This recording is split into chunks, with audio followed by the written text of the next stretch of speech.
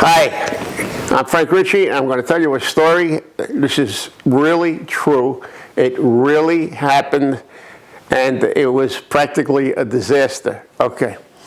We had a restaurant in Brooklyn on 86th Street in Bay 10, and we catered to people in Brooklyn, Staten Island, in Long Island, and Queens. And we had a crew that would go out, set up the tables, set up the chafing dishes with the sterno, blah, blah, blah.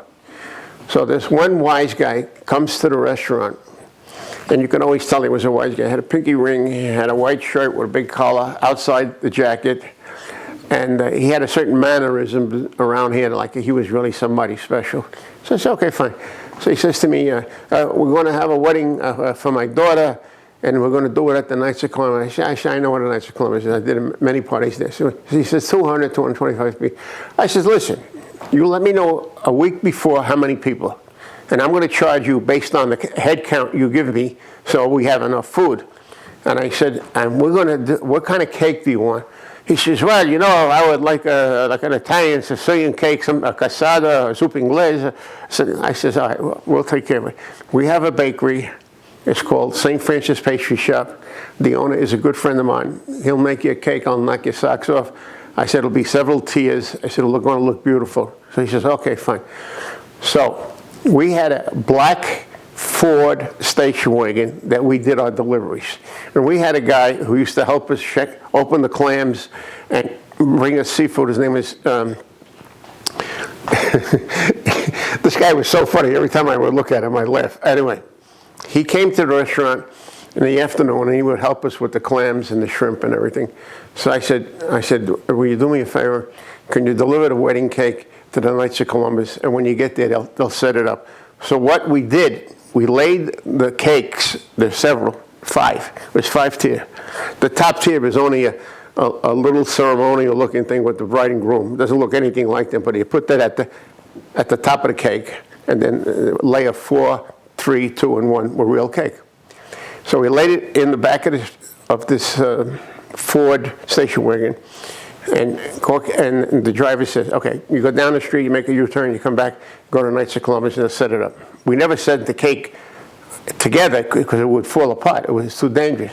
So he gets in the car, in the station wagon, he drives down the block, and the kids are playing stickball on the street. And one kid runs right in front of the car with the cakes, and he hits the brake, and the cakes come flying forward. There was whipped cream on the windshield, on all the windows on the side of the station wagon, on the ceiling, and there was no cake. So he goes around the corner and comes back in again. I looked at him. I says, what the hell happened to you? You got cream all over you. He says, I had an accident. Oh, I says, what happened? He said, a kid ran out in front of me. They were playing stickball. I hit the brake, and the cakes come flying forward. This is 5 o'clock on a Saturday afternoon. I said to my chef, I said, Jed, where the hell are we going to find a 5-tier wedding cake on Saturday afternoon at 5 o'clock? He said, you're not. Nobody has that kind of cake laying around. He says, we have no cake.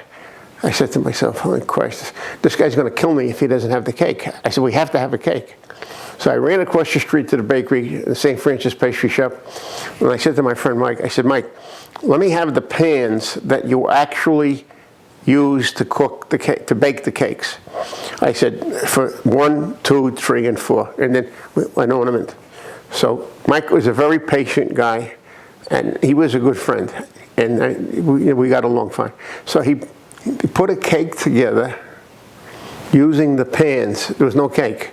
So the pans were one on top of another, and then he whipped creamed everything, and then he put the ornaments, and then he put the ornament on the top. So he says to me, all right, when you go, whoever drives this thing, you got to be very careful. So I said, all right, we lay it down like we did with the original cake, and when we get to the party, we'll put it together. We can't drive around the street with this thing. So I get in the station wagon, whipped cream all over the place, and we go over to the Knights of Columbus. We park on the side entrance, and my head waiter comes down. He says, what the hell happened? I said, they had an accident with the cake.